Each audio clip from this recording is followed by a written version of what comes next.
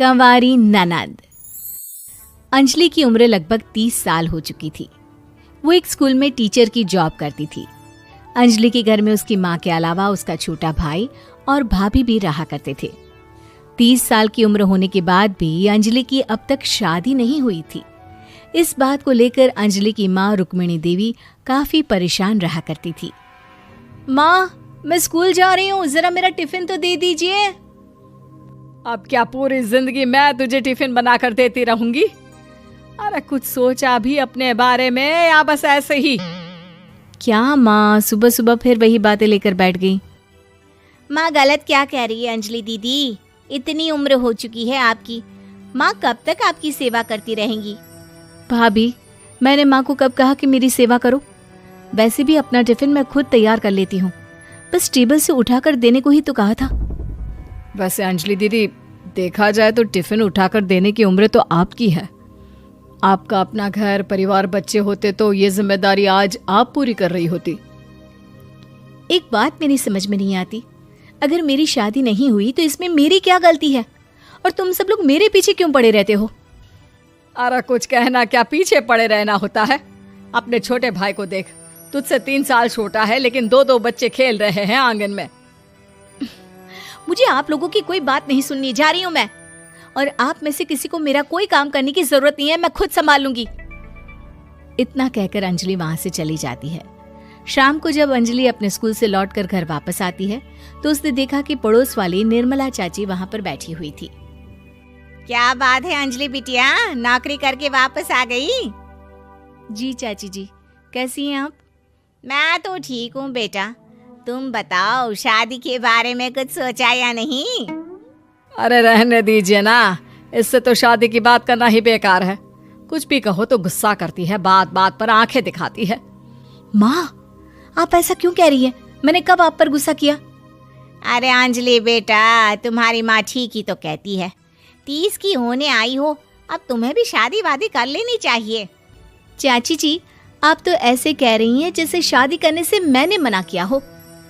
रहने दीजिए निर्मला चाची, हमारी अंजलि दीदी को अभी तक उनकी पसंद का दूल्हा नहीं मिला ना, इसीलिए वो शादी नहीं कर रही। भाभी, ऐसी कोई बात नहीं है। अरे तो फिर क्या बात है? तुम्हारी माँ ने तुम्हारे लिए इतने रिश्ते ढूंढे लेकिन तुम्हें कोई पसंद ही नहीं आता।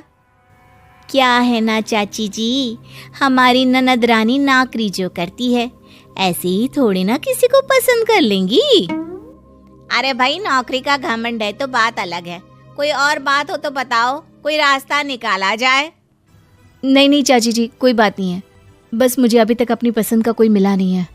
सुन लिया आपने, इस लड़की के तो पर निकल आए हैं और इतनी उम्र में अपनी पसंद का कोई मिलेगा भी नहीं इसे। माँ, आप मेरी शादी को लेकर हमेशा मुझे ताने क्यों मारती रहती हैं? अपनी माँ की बातें तो ताने लगती है। ताने हैं? बताओ, मैंने कुछ गलत कहा क्या? देखो, ये सब छोड़ो, मेरी दूर की बुआ का बेटा है, उसकी अभी शादी नहीं हुई है, उम्र होगी कोई 34-35 साल।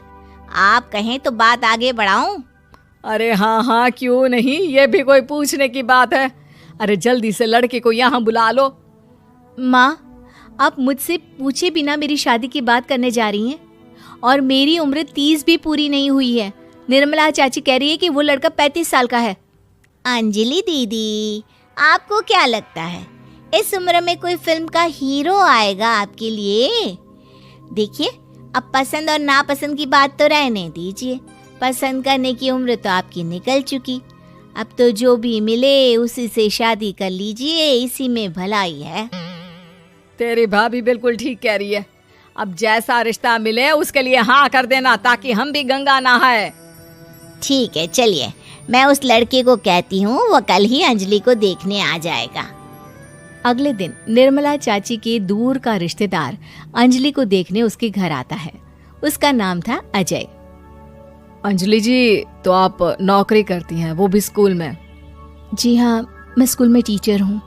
हमारी बेटी बहुत होशियार है। अरे पढ़ने लिखने में इतनी होशियार है, इसीलिए तो इसकी नौकरी लगी है स्कूल में। हाँ हाँ ठीक है आंटी जी, जरा मुझे भी तो बात करने दीजिए आपकी बेटी से। जी पूछिए ना, क्या पूछना चाहते हैं? अंजलि मैडम, ये तो बताइए कि आपने अभी तक शादी क्यों नहीं की? बस ऐसे ही, कहीं कोई रिश्ता पसंद नहीं आया इसलिए। लेकिन क्या मैं आपसे पूछ सकती हूँ कि आपने शादी क्यों नहीं की? अंजलि, क्या कर रही हो तुम? लड़कियों को इस तरह की बातें नहीं शोभा देती। रहने दीजिए आंटी जी, आपकी बेटी काफ़ी पढ़ी लिखी है, मैं उनके सवाल का जवाब दे ही देता हूँ। वो क्या है ना, मुझे भी अभी तक अपनी पसंद की कोई लड़की नहीं मिली। अच्छा, कोई बात नहीं। वैसे आपकी तनख्वाह कितनी है? कितना कमा लेती हैं महीने का? जी यही कोई 25,000 महीने। बस 25,000? इतने से क्या होता है? इतने से तो आजकल घर भी नहीं चलता। आपके कहने का क्या मतलब है? अरे मैं तो ये सोच कर आया था कि नौकरी वाली लड़की है, आराम से 40,000 कमाती होगी। माफ कीजिएगा, आपका और मेरा रिश्ता नहीं हो सकता। जी कोई बात नहीं, मुझे भी आपके साथ शादी करने में कोई इंटरेस्ट नहीं है। अंजलि, किस तरह की बात कर रही हो? घर आए रिश्ते को ठुकरा रही हो तुम। दीदी, अब इस उम्र में आपको इतनी अकड़ नहीं दिखानी चाहिए। अच्छा खासा रिश्ता हाथ से निकल गया, कहीं ऐसा ना हो कि जिंदगी भर कुंवारी ही रह जाओ आप। कुछ दिन और ऐसे ही निकल जाते हैं और अंजलि की शादी कभी नहीं होती। अंजलि के परिवार वाले बिंदास उसे ताने मारते रहते हैं, लेकिन अंजलि एक बड़ी नौकरी की तैयारी करती है और उसमें सिलेक्ट होने के बाद अंजलि को एक बहुत बड़ी नौकरी मिल जाती है। अब तो दीदी के नखरे और भी ज्यादा बढ़ जाएंगे भाई। अब तो इतनी बड़ी नौकरी जो लगी है, अब इनकी शादी होने से रही। माँ, मुझे नौकरी के लिए दूसरे शहर जाना पड़ेगा। आप जानती हैं ये बहुत बड़ी जॉब है और इसमें पैसे भी बहुत ज़्यादा मिलेंगे। अच्छा, कितने पैसे मिलेंगे बेटा? माँ, मुझे हर महीने 90,000 सैलरी मिलेगी। क्या? अरे वाह वाह, ये तो बहुत अच्छी बात है। लेकिन फायदा क्या? कितने भी पैसे मिले, शादी तो हुई नहीं ना तुम्हारी।